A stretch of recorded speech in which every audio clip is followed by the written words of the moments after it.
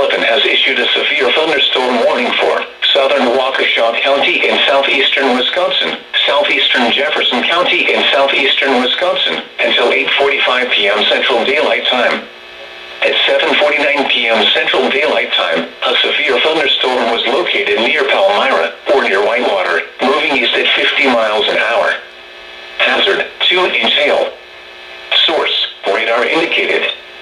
Impact, people and animals outdoors will be injured. Expect damage to roofs, siding, windows, and vehicles.